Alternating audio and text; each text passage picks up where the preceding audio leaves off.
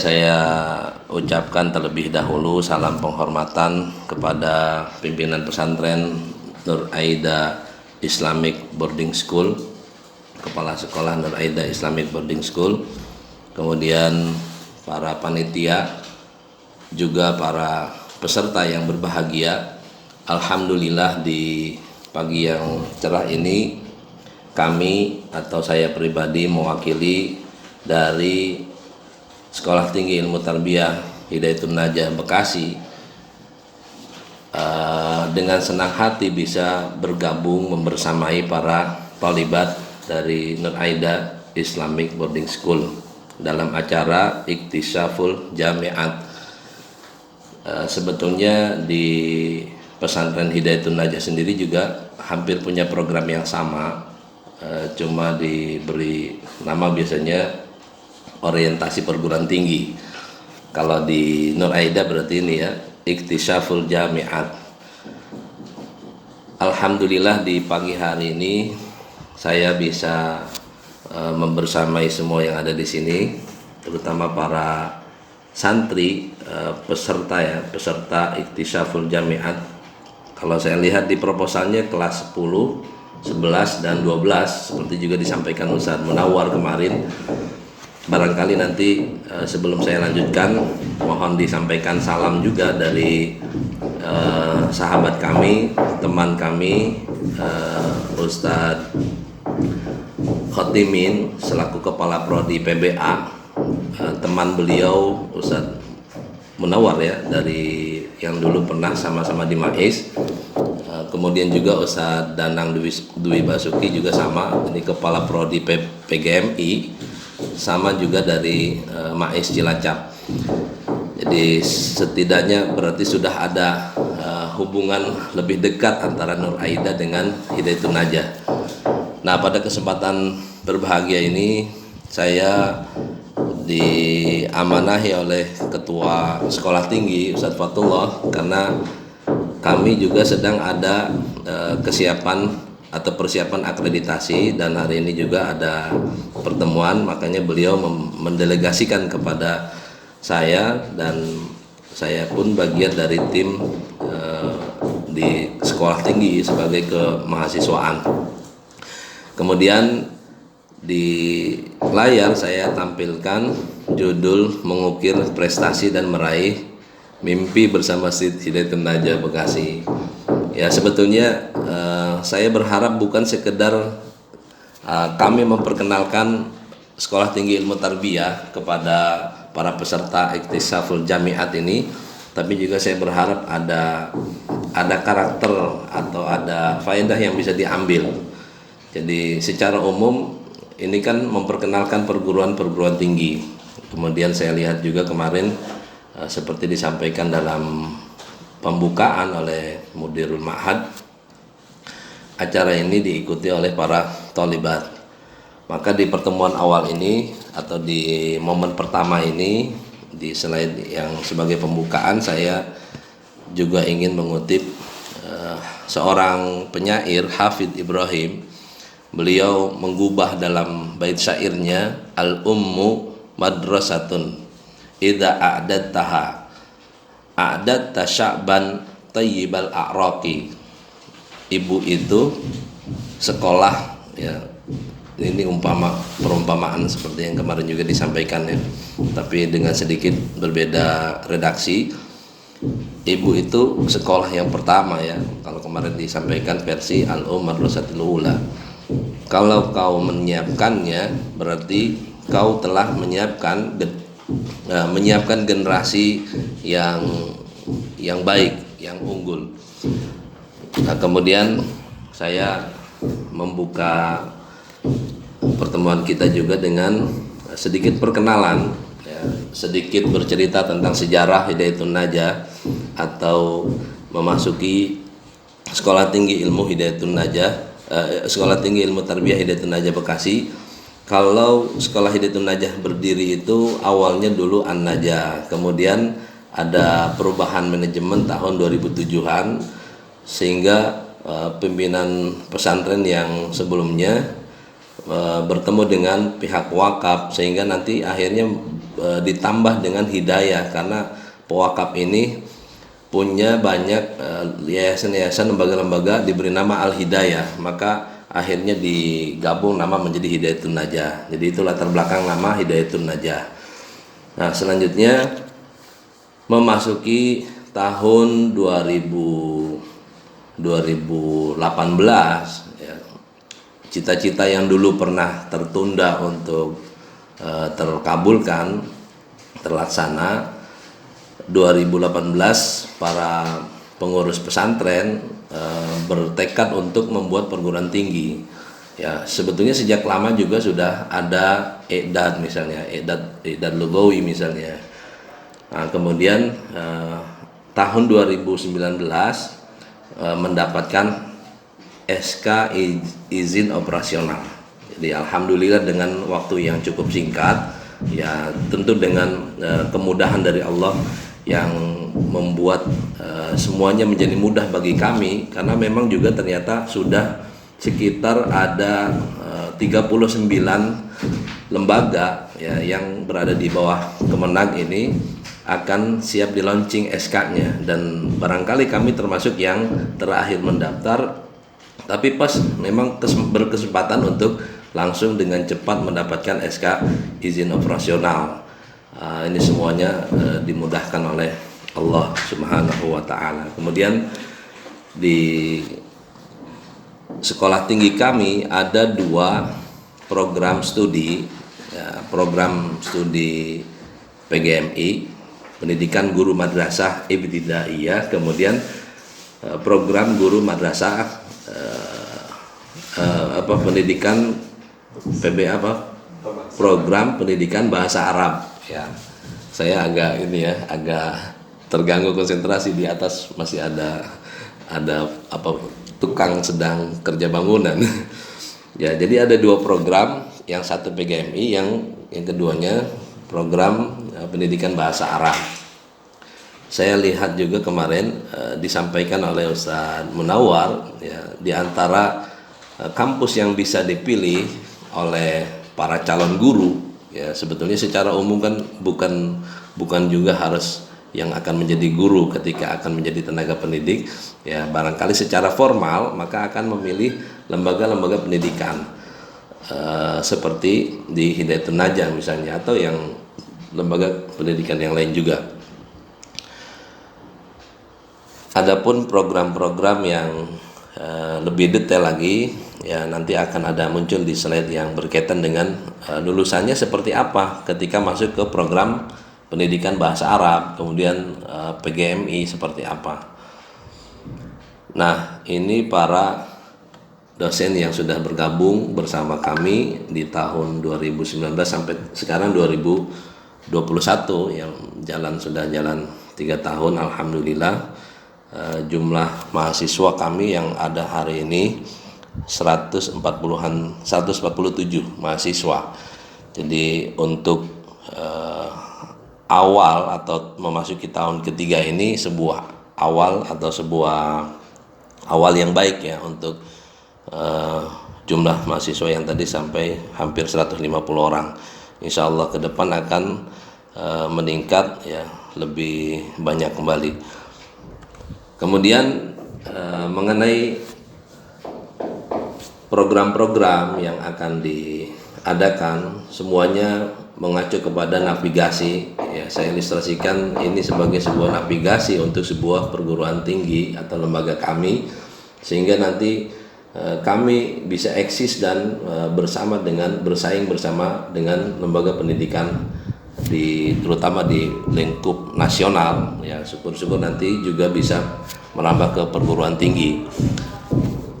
Di layar sudah muncul visi sekolah tinggi kami sebagai pusat unggulan Center of Excellence dalam pengembangan ilmu tarbiyah berbasis pendidikan multiliterasi dan riset komunitas. Mungkin sedikit saya ingin menggambarkan mengenai visi ini. Jadi tujuan dari adanya lembaga ini kan sebuah cita-cita besar ya, lembaga kami berdiri ini. Yang pertama sebagai pusat unggulan dalam pengembangan ilmu tarbiyah, karena ilmu tarbiyah seperti yang kita dapati di berbagai kampus, di universitas dan yang lainnya, ternyata ilmu-ilmu tarbiyah ini hampir sebagian besarnya itu dipenuhi dengan teori-teori barat. Ya, makanya hadir di masyarakat Hidayatul Najah ini melalui lembaga pendidikan formal ini, kami pun hadir ya untuk turut berdakwah di masyarakat melalui jalur pendidikan tinggi yang nantinya membekali mahasiswa berbagai ilmu-ilmu tarbiyah, baik tadi yang mengarah kepada pendidikan bahasa Arab maupun pendidikan guru madrasah ibtidaiyah atau setingkat SD. Mungkin kalau yang senang dengan anak-anak ini kan bisa masuk ke PGMI ya atau setingkat PGSD. Adapun berbasis pendidikan multiliterasi nanti juga akan melihat peran sertanya ya. Multiliterasi di sini maksudnya tidak hanya menjadikan buku misalnya sebagai literasi, bahkan lebih luas, bahkan alam, lingkungan, kemudian banyak lagi ini bisa menjadi sebagai sumber literasi. Jadi dengan konsep ini maka nanti juga akan masuk juga ke dalam perkuliahan di kelas, kemudian melibatkan mahasiswa dan seterusnya. Juga disebutkan di situ poin riset komunitas. Jadi nanti ada di internet kami sendiri ada klinik riset, dan hari ini pun sedang diskusi-diskusi bagaimana meluncing hasil riset di para dosen kami yang nanti melibatkan para mahasiswa. Jadi mahasiswa betul-betul diajak untuk meriset, melihat ke masyarakat, ke dunia nyata, dan merespon ya, memberikan sebuah pandangan-pandangan dalam karya tulis ilmiah, sehingga diharapkan nanti memberikan sumbangsi-sumbangsi untuk bangsa kita secara umum. Kemudian misi dari lembaga kami yang pertama ini agak saya ringkas ya. Yang pertama, menyelenggarakan pendidikan ilmu tarbiyah berbasis multiliterasi dan teknologi digital. Ya, hari ini mau tidak mau kita harus terlibat dengan teknologi digital. Barangkali di Nur Aida sudah familiar ya dengan teknologi digital, kemudian multiliterasi. Nanti juga akan mengenal sumber-sumber literasi, termasuk yang sekarang sudah mulai viral, ada big data misalnya. Semua nanti akan dilibatkan ke dalam proses penelitian yang nanti memanfaatkan berbagai multiliterasi tadi atau sumber-sumber literasi. Yang kedua, menyelenggarakan penelitian pada bidang pendidikan berbasis komunitas untuk peningkatan kurikulum, ya, pedagogi, ilmu-ilmu pendidikan ya, dan asesmen pembelajaran pada sektor pendidikan sekolah dan pesantren. Jadi melibatkan antara sekolah dan pesantren, karena kami juga sebagai pesantren ya, berada di lingkungan kampus pesantren, maka ya kami nanti juga akan melibatkan berbagai pihak baik pesantren maupun sekolah. Adapun yang sudah berjalan sampai hari ini terutama lembaga-lembaga pendidikan yang ada di sekitar Cikarang, misalnya ada sekolah Robani, kemudian ada sekolah Baitul yang di Baitul Ilmi di wilayah Tambun dan sekitarnya, juga sampai ke wilayah Karawang yang sekarang sudah berjalan menjalin kerjasama dalam rangka pelaksanaan dari program-program pendidikan di kampus kami. Yang ketiga, mengembangkan kegiatan pengabdian pada masyarakat ya, berbasis komunitas yang berkelanjutan untuk pengembangan pendidikan berbasis multiliterasi dan teknologi digital berdasarkan Islam, pemahaman keislaman Ahlus Sunnah wal Jamaah. Nah, juga di sini disebutkan mahasiswa itu akan terlibat ya, terlibat. Jadi bukan hanya dosen. Jadi kalau dalam dunia kampus itu ada trilogi atau tridharma ya, tridharma perguruan tinggi, diantaranya ya abdimas atau kegiatan pengabdian kepada masyarakat yang dilakukan oleh dosen, tapi juga melibatkan mahasiswa.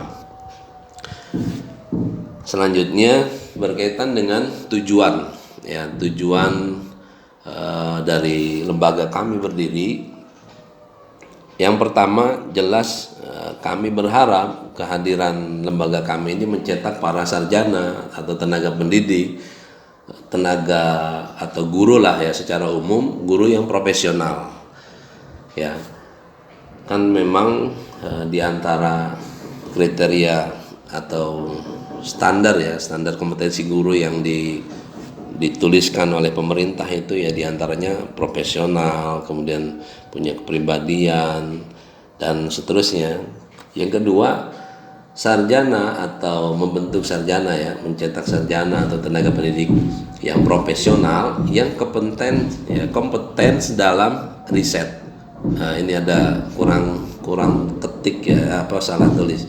Jadi guru-guru yang lulusan dari STIT-HN ini akan terbiasa atau familiar dengan riset. Yang hari ini sebetulnya kalau di antara para guru ini aktif dalam riset, kemudian meneliti apa yang dilakukan di kelas yang kita mungkin akrab dengan penelitian tindakan kelas, ya ini akan sangat bermanfaat baik untuk lembaga intern maupun untuk lembaga lainnya di luar lembaga tersebut. Selanjutnya yang ketiga, memberikan akses partisipasi kepada sivitas akademik, alumni, dan masyarakat dalam mengembangkan kegiatan Abdinmas untuk pengembangan pendidikan multiliterasi. Nah, ini multiliterasi di sini yang selalu kami angkat, kami boomingkan juga kepada mahasiswa agar semuanya familiar dengan istilah multiliterasi. Ya, karena kita ini sudah di zaman yang kata orang anak-anak sekarang ini zamannya generasi Z ya. Bahkan mungkin multimedia yang ada sekarang ini bisa menjadi sumber literasi yang begitu kaya gitu kan, dan teknologi digital berdasarkan pemahaman keislaman Ahlussunnah wal Jamaah. Tadi mengenai visi, misi dan tujuan lembaga STIT-HN. Ya, di sini saya kemudian teman-teman dosen, para mahasiswa itu terbiasa dengan menyebut STIT-HN. Jadi singkatan ya, karena Hidayatun Najah sudah punya brand, kemudian sebagian anak-anak muda, santri lebih familiar dengan menyebut HN, maka sampai kepada sekolah tingginya pun banyak juga yang menyebut atau ya mengistilahkan nama dengan STIT-HN. Pada layar yang muncul di sini ada dua prodi ya yang tadi disampaikan. Pertama, prodi pendidikan guru madrasah ibtidaiyah. Ya, kemudian saya minta bantuan ini untuk memastikan keaktifan dari peserta. Prodi yang kedua apa namanya? Yang muncul di layar.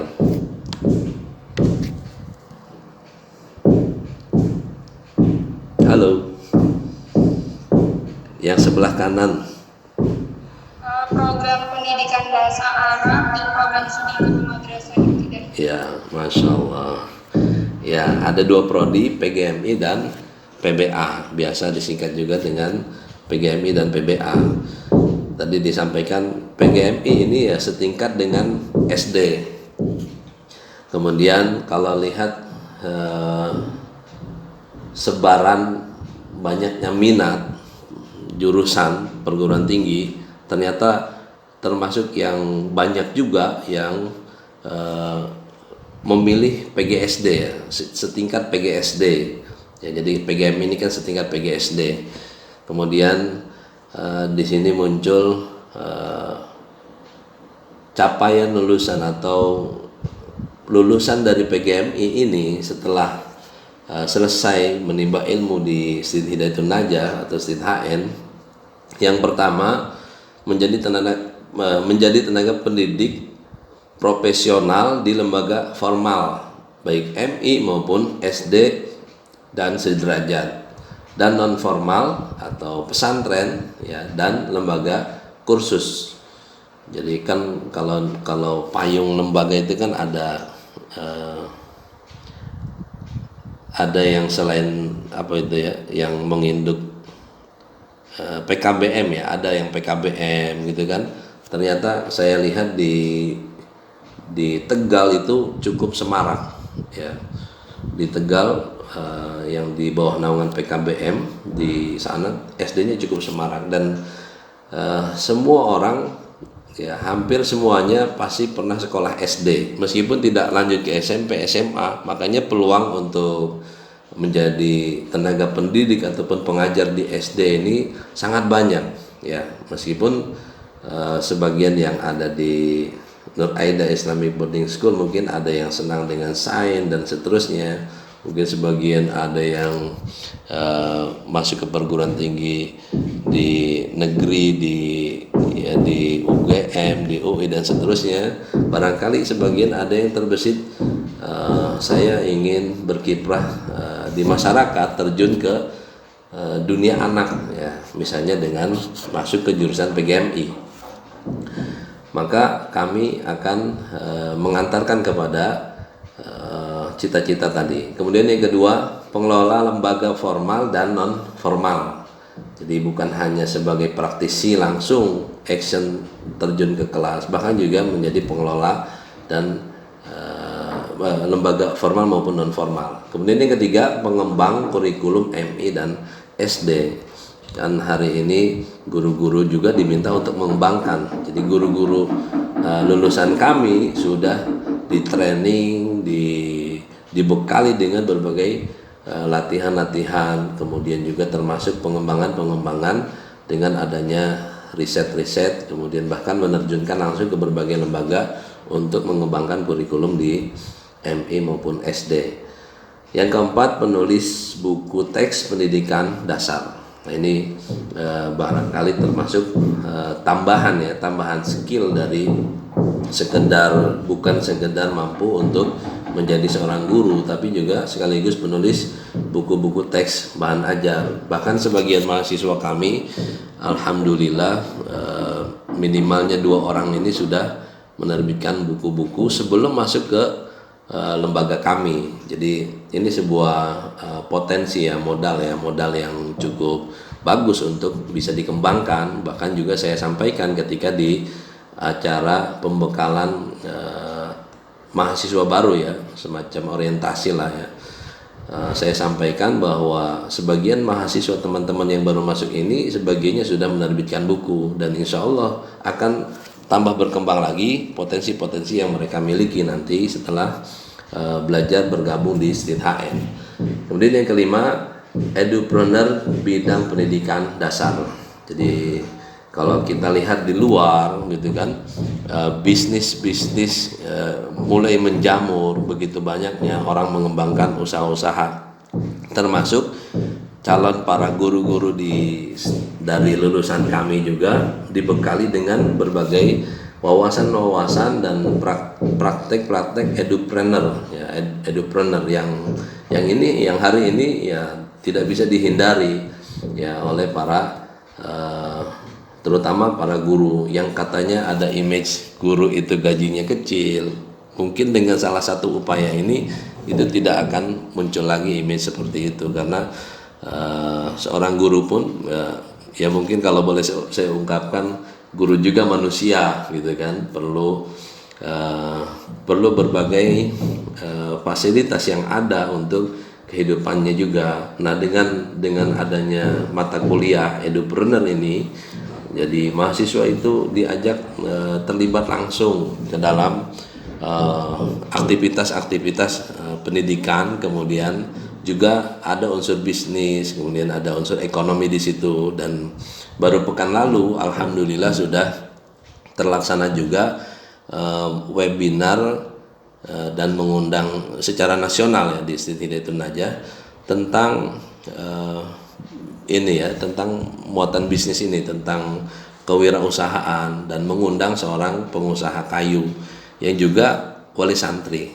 Ya, mungkin kedepannya bisa dengan mendatangkan tokoh-tokoh yang lain, para praktisi bisnis. Kemudian lulusan pendidikan bahasa Arab, kalau tadi PGMI, sekarang pendidikan bahasa Arab. Ini kalau dilihat dari jenjangnya, ya, ini bisa lebih fleksibel, bisa masuk ke pendidikan dasar, ya menengah, atau bahkan mungkin bisa pasca SMA. Jadi kalau tadi di PGSD, PGMI peluangnya lebih banyak karena memang sekolah dasar itu begitu banyaknya ya di masyarakat kita. Nah, kalau di pendidikan bahasa Arab, calon guru bahasa Arab ini peluangnya juga begitu besar karena dia bisa masuk ke berbagai jenjang yang ada di perguruan yang ada di sekolah-sekolah ya. Kita baca dulu yang pertama, tenaga pendidik bahasa Arab di lembaga formal atau bisa MI, MTS atau MA, atau kalau di luar SMP ya SMA ya semacamnya, dan yang sederajat juga non formal ya termasuk pesantren. Jadi kan ada pesantren yang tradisional, ada pesantren yang modern gitu kan ya. Nur Aida ini kan termasuk yang pesantren modern ya. Kemudian berarti Nur Aida termasuk yang formal. Nah, di luar sana juga ada yang non formal yang tidak terikat dengan lembaga-lembaga atau pemerintah. Kemudian yang kedua, pengelola lembaga kursusan bahasa Arab. Nah, jadi guru-guru yang atau lulusan-lulusan PBA ini siap untuk menjadi trainer, tutor atau instruktur kursusan bahasa Arab atau kursus-kursus bahasa Arab ya di luar sana. Apalagi sekarang zamannya sudah zaman serba online ya. Saya lihat juga sudah banyak bermunculan, bahkan kadang juga saya dikirim link untuk bergabung untuk ikut kursus bahasa Arab misalnya. Sekarang sudah banyak dikembangkan oleh masyarakat ya, melihat pertumbuhan teknologi begitu pesat, maka mulai banyak orang yang membuka peluang-peluang ikut kursus ya, lembaga-lembaga kursus. Nah, kemudian kalau di luar negeri semacam ini sudah mungkin sudah lama ya. Saya juga sempat mendengar dari dosen Unpad misalnya, di luar negeri ini sudah lama banyak lembaga-lembaga yang bahkan free gitu kan, entah pemasukan untuk pengajarnya dari mana, mungkin sebagai sebuah yayasan sosial, atau kalau ditarik menjadi sebuah bisnis ya, ini juga tergantung kepada para pendirinya. Pengelola lembaga-lembaga kursus bahasa Arab ini dari Institut Hidayatun Najah insya Allah akan siap ya, karena dengan sekian banyak SKS bisa sampai 145 minimal, mereka akan sangat banyak ya mengkonsumsi berbagai disiplin ilmu yang berkaitan dengan khusus pendidikan bahasa Arab ya. Yang ketiga, instruktur atau tutor bahasa Arab jalur privat. Nah, ini juga tidak kalah menarik ya, menjadi guru privat. Bagi sebagian orang mungkin tidak tertarik dengan terikatnya di sebuah lembaga, ada yang pilih menjadi guru privat. Bahkan kalau boleh saya sharing cerita teman-teman saya waktu kuliah, ternyata beberapa di antara mereka guru privat. Luar biasa ini kan, kok guru privat sampai bisa kuliah S2 juga gitu kan. Berarti kan dalam tanda kutip ya, penghasilan mereka cukup memadai sampai bisa melanjutkan jenjang perguruan tinggi secara mandiri. Dan ini kan menarik ya. Dan melihat perkembangan minat masyarakat belajar tentang agama, tentang din itu hari ini begitu viral, begitu fenomenal gitu ya, sehingga akan sangat banyak dibutuhkan para guru-guru privat, terutama yang berkaitan dengan kemampuan bahasa Arab. Yang keempat, penulis buku teks bahasa Arab untuk pendidikan dasar dan menengah ya. Sampai hari ini pun mahasiswa selain belajar pelajaran-pelajaran yang ada di perkuliahan, mereka juga diarahkan dengan adanya pelatihan-pelatihan, dengan adanya semacam seminar-seminar ya, yang diadakan oleh organisasi mahasiswa kami ya, terutama yang disupport oleh kampus. Ini juga mengarahkan, membentuk kemampuan mereka ya untuk menjadi para penulis ya. Apalagi nanti ketika menjelang akhir akhir tahun kan pasti semuanya akan melewati itu, ya, melewati membuat tugas akhir atau semacam skripsi, dan itu bisa dikembangkan menjadi bahan ajar.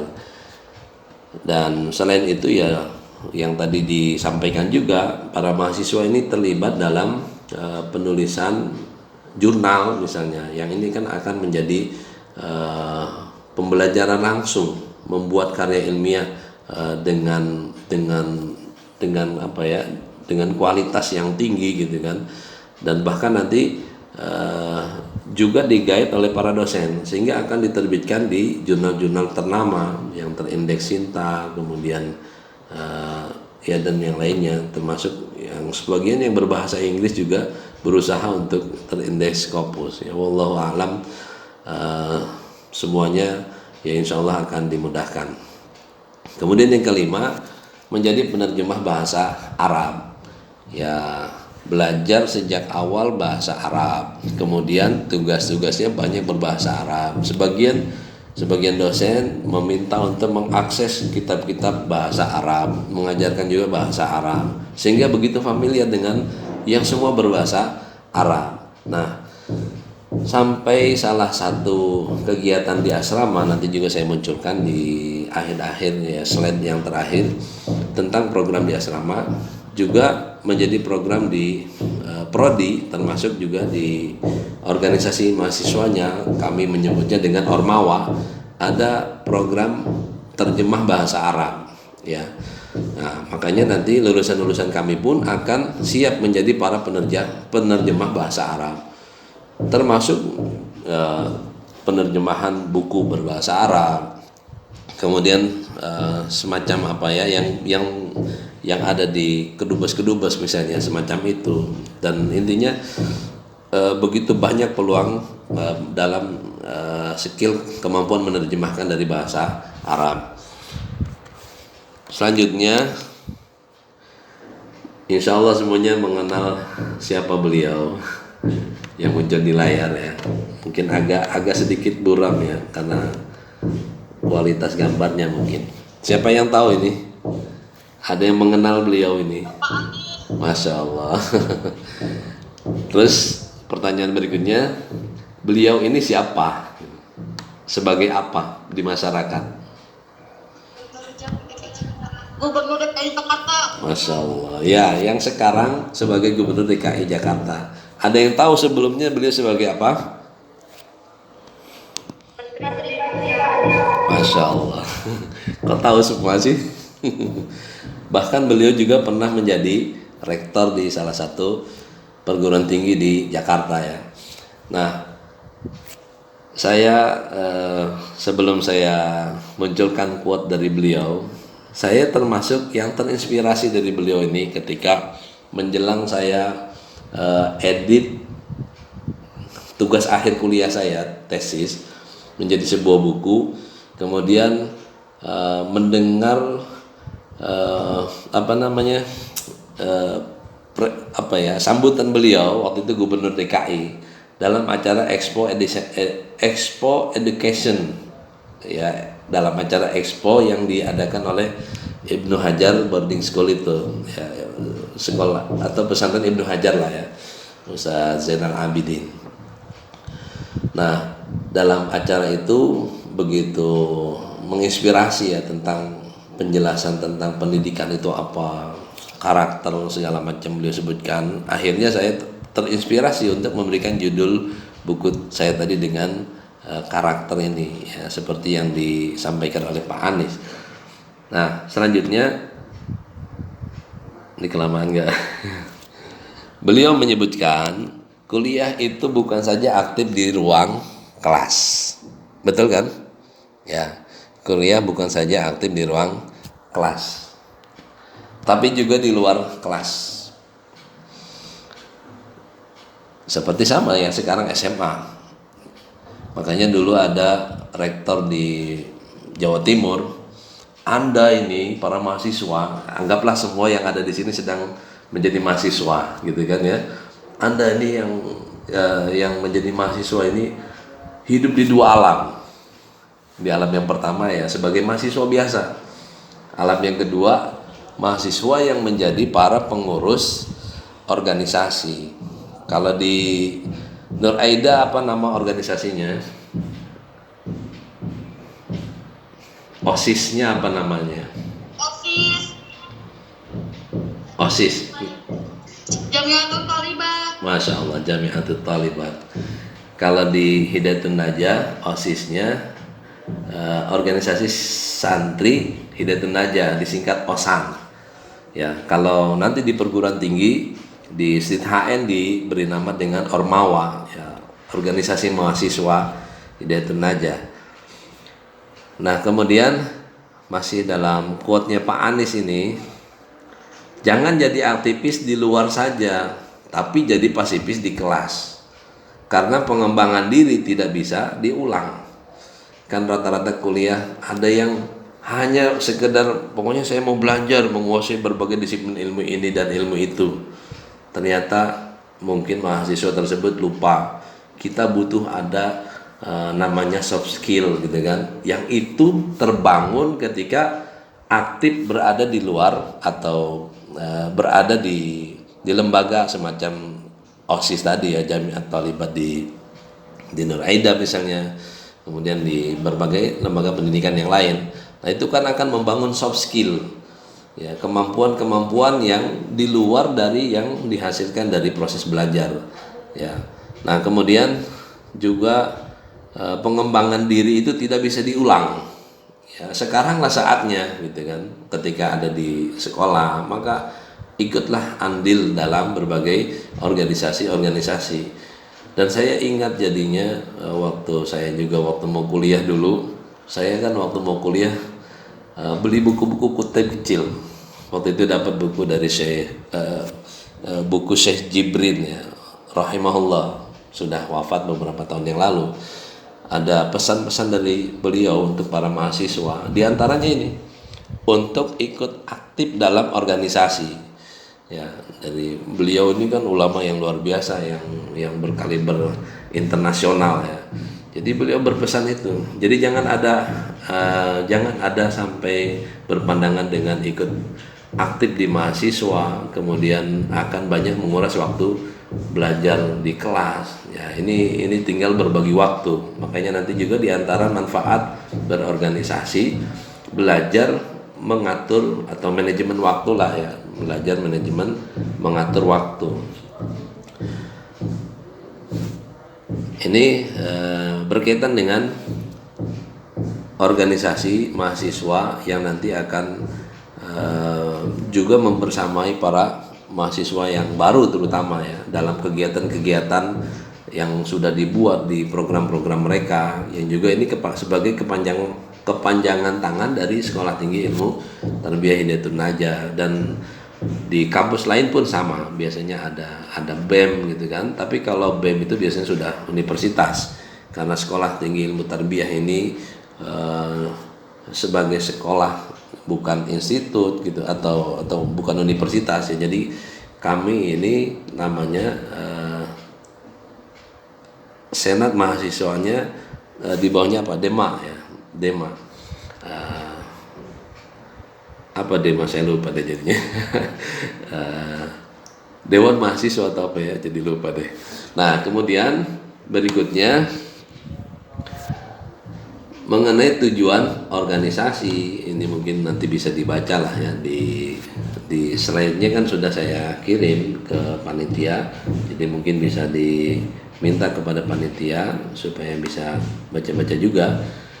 Nanti dengan ikut berorganisasi baik di kampus, di sekolah tinggi ataupun di sekolah tinggi yang lain, termasuk yang ada di Nur Aida, ini akan membentuk mahasiswa menjadi sivitas akademika dan anggota masyarakat yang memiliki kedalaman spiritual, keluhuran akhlak, keluasan ilmu, dan kematangan profesional, dan seterusnya lah ya. Ini yang jelas akan menambah sesuatu yang tidak dimiliki oleh mereka yang tidak ikut dalam organisasi. Ya, tadi yang saya tambahkan, memiliki soft skill, akan terbangun soft skillnya itu, menumbuhkan soft skill yang harus dimiliki oleh orang-orang yang besar. Ya, kemudian Yang kedua mengenai prestasi di organisasi Ormawa misalnya yang tadi di Hidayatun Najah, ini mereka kan mengadakan begitu banyaknya event-event, kemudian olimpiade, meskipun di masa pandemi acara-acara semacam itu tetap diadakan yang sifatnya online. Misalnya kemarin ada desain, membuat poster dan sebagainya, terutama ini yang bagian bidang seni dan olahraga ya. Kemudian yang lainnya juga ada webinar termasuk yang tadi saya ceritakan yang berkaitan dengan edupreneur. Mereka mengundang para praktisi bisnis gitu kan, para orang-orang yang berkecimpung dalam dunia bisnis yang memberikan motivasi juga untuk membangun bisnis kepada para mahasiswa. Sebelum saya lanjutkan, saya teringat dengan salah satu tayangan yang pernah muncul di TV Roja ketika acara Ustadz Erwandi ya. Bahkan beliau berpesan agar anak-anak itu sudah mulai ditumbuhkan edupreneurnya ini ya, jiwa edupreneur, karakter untuk mulai belajar berbisnis ya sejak kecil. Meskipun sebagian orang khawatir, sebagian orang tua khawatir kalau diarahkan untuk belajar bisnis, khawatir mengganggu begitu. Padahal dalam rangka pendidikan ini mestinya ditanamkan juga kepada anak-anak supaya mereka ketika mulai usia remaja apalagi sampai dewasa ini sudah mulai punya usaha sendiri. Jadi bukan baru setelah menikah baru membangun bisnis, kelihatannya agak telat. Makanya sampai-sampai Ustadz Erwandi, Dr. Erwandi Tarmizi mengatakan ketika mereka sudah menikah sudah kaya gitu. Jadi sejak kecil membangun bisnis. Ya, selanjutnya mungkin bisa dibaca sendiri ya potensi mahasiswa di dalam ilmu pengetahuan teknologi. Nah ini juga termasuk yang nanti dilibatkan dalam berbagai event-event, termasuk kalau di Kementerian Agama ada UASE yang sekarang sedang babak penyisihan ya. Kami pun mengirim ada sekitar 6 cabang perlombaan yang diikuti oleh para mahasiswa meskipun dalam kondisi pandemi, karena mereka cukup mengirim video-video pendek yang diminta oleh panitia gitu kan, nanti diseleksi di antaranya dalam bidang teknologi, kemudian kalau olahraga nanti ya di momen yang lain, dalam bidang penelitian, terus dalam bidang debat bahasa Arab misalnya, kemudian debat institusi dan yang lainnya. Selanjutnya yang keempat, meningkatkan taraf kehidupan masyarakat serta memperkaya kebudayaan nasional dan seterusnya lah ya. Ini bisa dibaca sendiri nanti. Kemudian yang kelima, menanamkan dan membentuk jiwa kepemimpinan. Ini barangkali termasuk yang sangat penting di sini ya, jiwa kepemimpinan, kemudian kemandirian dan kewirausahaan. Dan ini kan harus ditumbuhkan karena ada orang meskipun sudah bergelar S1 ya, sarjana, kemudian master, kemudian doktor, ternyata belum tentu dia punya jiwa kepemimpinan. Kalau dalam jiwanya tidak diinstal, kalau istilah bosman ya, mungkin semua yang ada di sini familiar dengan bosman. Siapa yang tahu? Siapa yang tahu bosman? Mardigu ya, Mardigu, pengusaha, pengamat politik dan yang lainnya lah ya. Beliau mengatakan itu, konsepnya beliau mengatakan tentang ini ya, orang kalau kepengen kaya dia harus sadar kaya, berarti kan harus diinstal kalau boleh dibilang dengan istilah komputer itu. Berarti kan seorang pemimpin jiwanya juga harus diinstal untuk menjadi pemimpin. Kalau dalam komputer seseorang tidak ada aplikasi kan nggak bisa berjalan gitu kan. Jadi seolah-olah seperti aplikasi yang harus diinstal terlebih dahulu gitu kan, ditumbuhkan jiwa kepemimpinannya itu. Nah salah satunya dengan tergabung ke dalam organisasi ya, dalam hal ini berarti tadi Ormawa di Stit HN misalnya, kemudian di Nur Aida juga ada, dan di berbagai tempat lainnya. Kalau saya waktu SMA dulu, saya dulu emang nggak termasuk tertarik dengan OSIS, tapi saya masuk bergabung dengan PMR ya 11 12 lah dengan OSIS ya. Kalau OSIS kan lebih umum ya, kalau PMR lebih kepada kesehatan. Sepertinya jarang ya di lembaga-lembaga seperti di kita ini PMR ya, mungkin jarang. Wallahu alam. Di Nur Aida coba saya tanya konfirmasi ini, ada nggak semacam PMR gitu? Ada Ustaz. Oh ada ya. Kalau di Hidayatun Najah tidak ada PMR, adanya ya paling tadi OSAN sama yang organisasi yang semacam itu, tapi bukan mengarah kepada PMR-nya ya. Kemudian juga menanamkan kemandirian dan termasuk di sini kewirausahaan. Tadi ya, di antara sekian banyak struktur yang ada, di antara mereka juga ada yang bagian kewirausahaan. Dan ini sangat sangat penting ini ya. Jadi kalau misalnya ini sebagai gambaran ke depannya, dan ini real di masyarakat. Katanya ada sarjana tapi kok pengangguran. Ini kan sangat disayangkan gitu kan. Mestinya kan kemampuan akademik gitu kan, dengan karir, jenjang dengan karir dan sebagainya, dengan kemampuan bisnisnya itu semestinya imbang ya.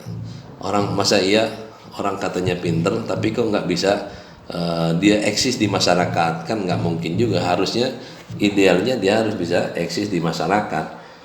Nah dalam hal ini berkaitan dengan kewirausahaan ini begitu di juga tidak kalah di support ya bahkan oleh sekolah tinggi juga dengan memasukkan tadi mata kuliah edupreneur ya, edupreneur terutama yang berkaitan dengan peluang-peluang bisnis yang ada di dunia pendidikan. Ternyata kan hari ini begitu banyak yang minat IT. Kita lihat berapa banyak aplikasi-aplikasi yang mendukung anak-anak belajar gitu kan, mulai belajar baca dan seterusnya. Sekarang yang lagi booming juga coding gitu kan, belajar coding, dan termasuk robotik itu ya, robotik. Selanjutnya program asrama ya, program asrama yang ada di STID HN, karena memang khususnya untuk orang yang atau mahasiswa lah ya, mahasiswa yang dari jauh lah ya, dari jauh. Apalagi kalau para akhwat ini ya mau tidak mau kita harus menyiapkan asrama. Nah asrama kemudian ya termasuk kelas itu semuanya berada di lingkungan di lingkungan pesantren ya. Kalaupun yang ikhwan kemarin misalnya ada kekurangan itu di samping wilayah pesantren ya, tapi kalau sekarang alhamdulillah sudah masuk di dalam ruang pesantren. Dan alhamdulillah kami di Hidayatun Najah cukup lumayan lah untuk sarana ya, yang sekitar 8,4 hektar ini begitu memadai lah, begitu luas ya, begitu luasnya sehingga terkadang kami mengatakan kami punya fasilitas yang berlebih gitu kan. Nah diantaranya juga akhirnya dimanfaatkan untuk sekolah tinggi ilmu tarbiyah ini STID HN, diantaranya gedung asrama misalnya ya, satu kompleks satu wilayah hanya tersendiri gedung asrama untuk kampus putri misalnya ya, di wilayah putra di wilayah putra ada satu lokal khusus untuk mahasiswi STID HN. Kemudian program-program yang ada di asrama ya secara umum, halakoh juga sama ya, ada misalnya di halakoh pada subuh kan, secara umum di pesantren memang setiap pada subuh pada asar itu ada program halakoh Al-Quran, termasuk yang mahasiswi juga ya, ada tersendiri. Tapi kemudian juga ada kajian malam untuk mahasiswa ya, mulai dari misalnya ibadah, tentang ibadah, fikih ibadah, kemudian tentang akidah dan yang lainnya. Ada jadwal yang sudah berjalan memasuki tahun ketiga ini di asrama. Jadi selain yang ada di kelas, para mahasiswa ini juga belajar berbasis kitab ya. Adapun kalau di kampusnya maksudnya di kelas itu berbasis tadi multi literasi. Jadi bukan sekedar satu kitab. Nah, kalau di asrama ini berbasis kitab gitu ya. Nah, kemudian ada belajar juga bahasa Arab klasikal maupun digital ya. Bahasa Arab yang tadi berkaitan dengan klasikal berarti ya dengan kitab, kemudian juga berkaitan dengan kemajuan teknologi. Dibuka juga program atau diadakan juga kegiatan bahasa Arab berbasis digital ya, menggunakan aplikasi yang ada misalnya. Kemudian kalau hari ini ya bisa diakses dengan HP masing-masing, karena khusus untuk mahasiswi Stit Hidayatun Najah Stit HN ini diperbolehkan, diizinkan untuk membawa HP, kemudian juga laptop, karena begitu banyak tugas belajar mandiri juga yang harus dipenuhi dalam memenuhi tugas-tugas dari para dosen masing-masing, termasuk belajar mandiri ya. Nah, ini ada bisa di asrama atau bisa di taman, karena ya tadi cukup luas sehingga bisa pilih di mana tempat mereka bisa nyaman. Dan sampai hari ini untuk di kelas juga termasuk diberikan fasilitas wifi, ruang belajar ber-AC gitu ya.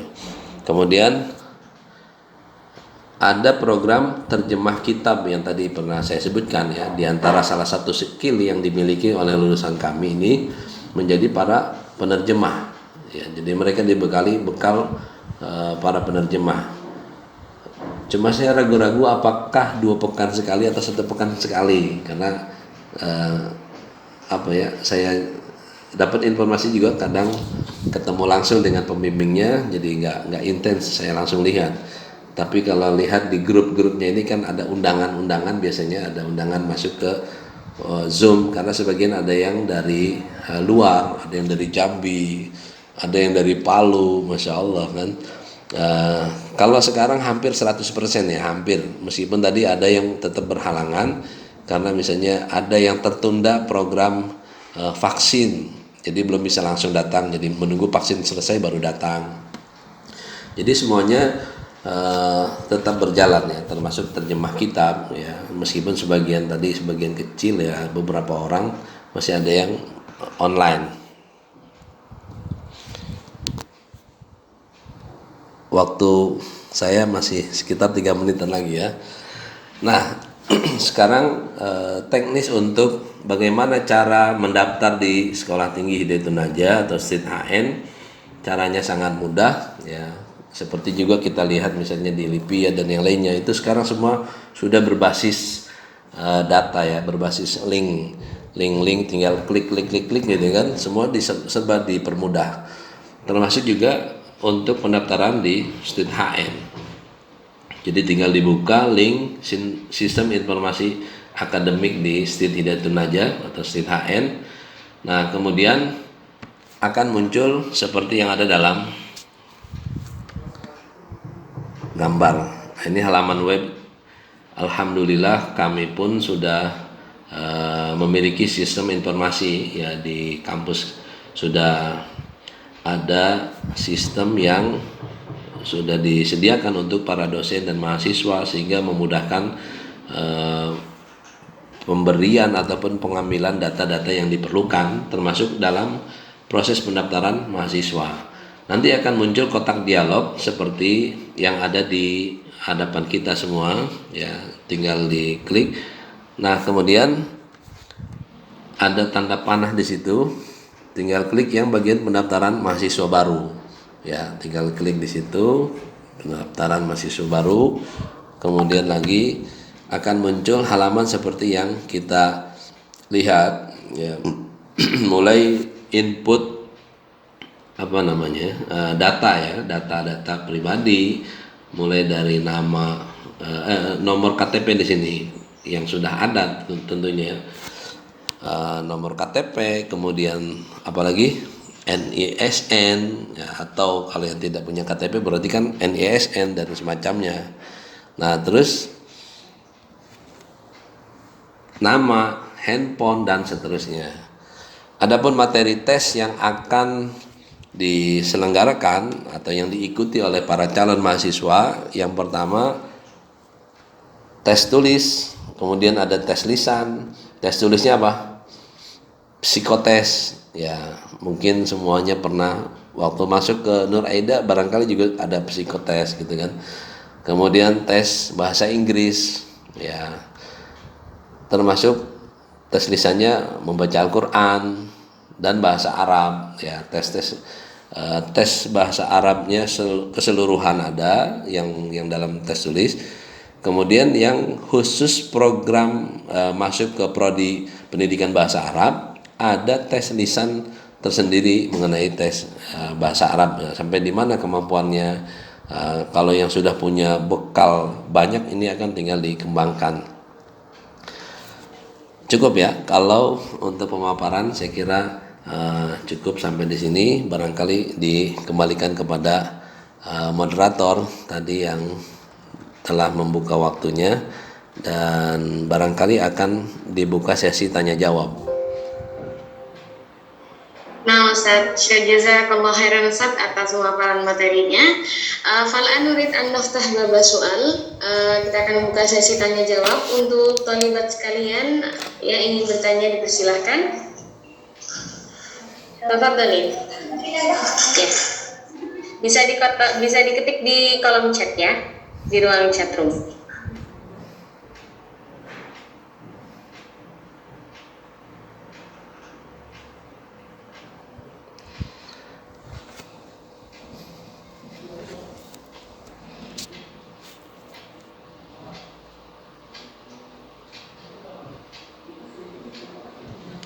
Sudah ada yang bertanya Ustadz.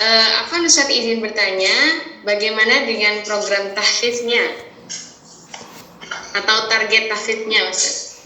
Ya, langsung dijawab atau ditampung dulu nih? Ustadz langsung dijawab. Ya, alhamdulillah di STID HN pun ada ya, tetap ada program tahfidz Al-Quran yang tadi juga disampaikan, ada halakohnya. Jadi setiap hari, kemudian ada seperti biasa ada guru pembimbing atau dosen pembimbing. Nah, target yang ditetapkan karena pertama misalnya ada pertimbangan-pertimbangan di sini, ada program PGMI dan membuka peluang untuk para calon pendaftar tidak hanya yang dari lulusan pesantren, ada yang dari umum, ya. Maka diberi target semula ada sekitar 5 juz ya untuk sampai lulus, tapi kemudian ada request dan dimusyawarahkan ya, mempertimbangkan tadi ada sebagiannya dari sekolah-sekolah yang umum sehingga mereka mampu sampai 3 juz misalnya, maka diputuskan ya, sehingga ternyata sampai lulus nanti minimal lulusannya hanya 3 juz misalnya. Tapi kalau yang lebih tergantung semangat, kemudian modal sebagiannya sudah ada yang masuk saja udah 30 juz misalnya kan. Nah, ini kan luar biasa ya, tinggal ditambah dengan pemahaman atau termasuk ada tahsin dan sebagainya. Jadi inti poin jawabannya, targetnya tadi insya Allah tidak terlalu berat ya. Meskipun ya tetap semuanya harus punya target hafal 30 juz secara individu ya, kita harus punya tekad itu. Ya, nah Ustadz, soal Ba'dahu, Afwan Ustadz, berarti S1 tetap mendapat gelar pendidikan kah? Iya betul. Iya betul ya. Jadi sarjana juga, tetap sarjana. Jadi nanti tulis misalnya namanya Abidah SPD gitu. Kan pemerintah sudah menghapus I-nya, jadi SPDI tadinya kan sarjana pendidikan Islam, jadinya dihapus jadi secara umum sarjana pendidikan Islam. Ya tadi tinggal ini prodinya mana, prodi PGMI ataukah prodi PBA gitu ya. Oke.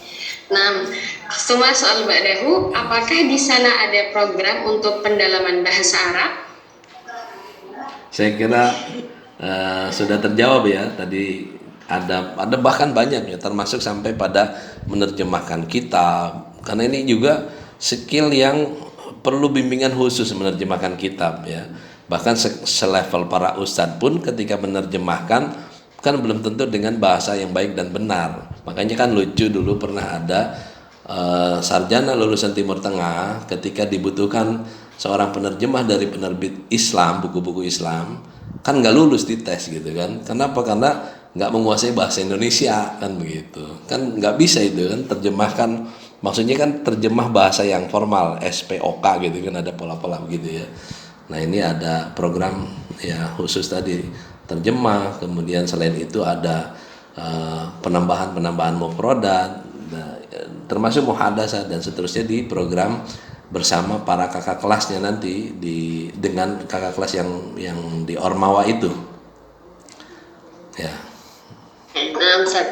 Semua soal ba'dahu, untuk yang program pendidikan madrasah ibtidaiyah, Ya. apa saja yang kita pelajari, ataukah tentang pelajaran yang akan diajarkan?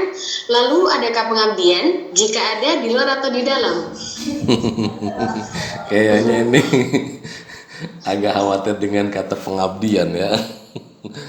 Ya, ya.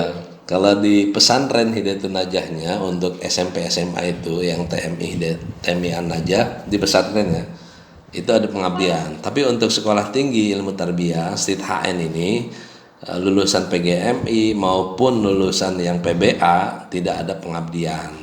Jadi langsung lepas gitu ya.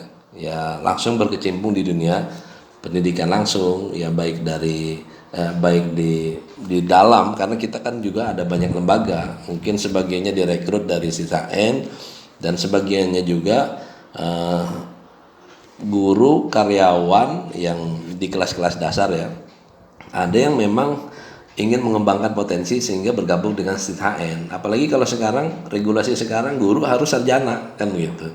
Jadi kalau didaftarkan dalam database pemerintah kan berarti harus sarjana gitu. Tadi apa lagi ya yang belum terjawab? Oh, yang pengabdian itu kecuali yang memang menjadi kader. Seperti kemarin pasca gempa di Palu. Nah, Hidayatul Najah ini kedatangan tamu baik dari santri di level MTS, MA, kemudian bahkan juga masuk yang ke Stit HN, sehingga di antara mereka memang ikut belajar tanpa biaya, tanpa mengeluarkan biaya. Jadi semua disupport baik dari pesantren atau sebagiannya ada orang tua asuh untuk mendanai biaya belajar mereka. Ya mungkin itu tambahannya. Itu tentang pelajaran yang dipelajari di program pendidikan madrasah ibtidaiyah. Ya, jadi ada perbedaan antara PGMI dengan PBA. Kalau PBA akan sangat banyak berkecimpung dengan yang semua berbahasa Arab. Kalau dengan PGMI kelihatannya ini yang menjadi salah satu sebab pilihan PGMI, bahasa Arabnya berkurang gitu kan. Nah, lebih kepada skill-skill bagaimana menjadi guru-guru bahasa, guru-guru di PGMI di SD, di jenjang sekolah SD yang kreatif, yang kita hilangkan image-image dulu, guru-guru zaman dulu lah gitu kan ya. Apalagi sekarang di sini dicantumkan di visi tadi berbasis multiliterasi dan digital. Jadi semuanya diarahkan serba digital, baik pelajaran yang ada di misalnya saya sebutkan mata kuliah, ada mata kuliah pendidikan akidah misalnya. Itu kan bukan sekedar belajar akidahnya, tapi bagaimana guru mendidik, mengajarkan pelajaran akidah di kelas, kemudian juga fikih dan seterusnya. Karena SD atau PGMI juga ada materi-materi sains, misalnya ada IPA ya dan rumpunnya lah ya, rumpun IPA juga ada secara khusus ya, sampai matematika juga ada bahkan tersendiri nanti pendidikan yang tadi disebutkan IPA, matematika dan yang lainnya. Soalan akhir, Gana, ada pertanyaan lain? Nih. Nah, Ustaz, insya Allah soal yakfi, pertanyaan dari anak-anak insya Allah cukup. Mungkin udah dekat istirahat ya, break. Nah, Ustaz, kalau antum ingin menutup terlebih dahulu, tafadhal Ustaz. Ya, alhamdulillah akhirnya kita sampai juga di penghujung acara. Kemudian ketika kemarin ikut dari mukaddimah dari mudir juga saya pikirkan saya ingin juga menyampaikan quote yang tadi saya sampaikan dari Hafidz Ibrahim ya, bahwa seorang wanita itu seperti sekolah dia di rumahnya, kalau dia menyiapkan dengan baik maka dia telah menyiapkan generasi yang luar biasa gitu kan. Nah, kalau misalnya di luar sana perempuan wanita tidak terlalu diberdayakan dengan melihat Nur Aida ternyata begitu banyak para tholibat yang ada, kemudian juga termasuk nanti lulusan-lulusannya dan generasi berikutnya kan begitu banyaknya, maka akan semakin membawa kepada perubahan-perubahan pendidikan yang handal. Nah, kemudian dengan begitu saya merasa lebih terobati, sehingga kekhawatiran para ulama ketika banyaknya sekolah-sekolah asing internasional yang sengaja menyerang para tholibat gitu kan, memberikan pemahaman yang liberal lah, yang semacamnya. Maka dengan kehadiran Nur Aida secara khusus, kemudian secara umum perguruan-perguruan tinggi yang lainnya termasuk STIT HN, mudah-mudahan menepis semua kekhawatiran dari pemahaman yang menyimpang kepada para ibu dari anak didik bangsa kita atau secara umum umat Islam. Barangkali itu yang bisa disampaikan, mudah-mudahan bermanfaat untuk saya pribadi dan untuk kita semuanya. Syukron wa jazakumullahu khairan atas perhatian dan antusias yang ada pada hari ini. Mudah-mudahan Nur Aida dengan